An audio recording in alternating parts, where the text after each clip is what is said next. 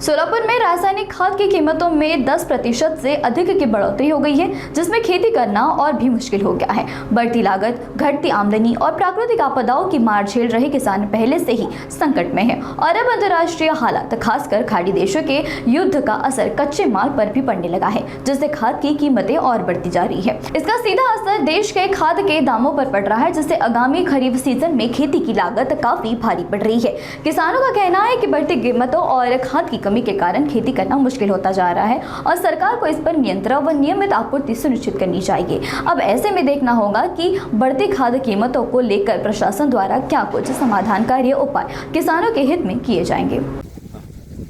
सध्याच्या रासायनिक खताच्या दरवाढीमुळे शेती करणं कठीण झालेलं आहे। तरी सरकारने खताच्या रेटवरती नियंत्रण ठेवणं आणि सुरळीत पुरवठा करणं हे गरजेचं आहे।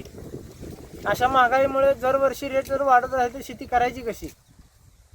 खताचा पुरवठा तुटवडा जाणवतोय सारखं त्यावर सरकारनं नियंत्रण ठेवायला पाहिजे।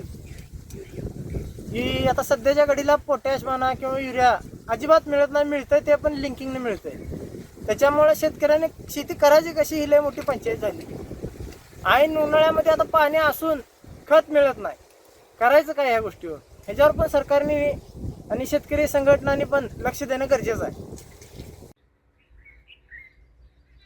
मध्य पूर्व देशातील युद्धजन्य परिस्थितीमुळे कच्च्या मालामध्ये जो तुटवडा पडला आहे, त्यामुळे रासायनिक खतामध्ये मोठ्या प्रमाणात घट निर्माण झाली आहे।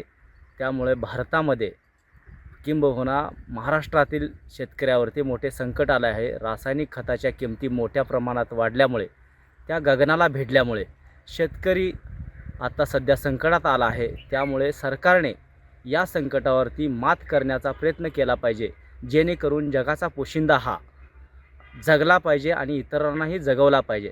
त्या अनुषंगाने सरकारने रासायनिक खताच्या किमती कमी करून जो स्टॉक शिल्लक आहे त्या स्टॉकचे वितरण केलं पाहिजे। सुरळीत खत शेतकऱ्यांना मिळाला पाहिजे, याकडे लक्ष दिलं पाहिजे।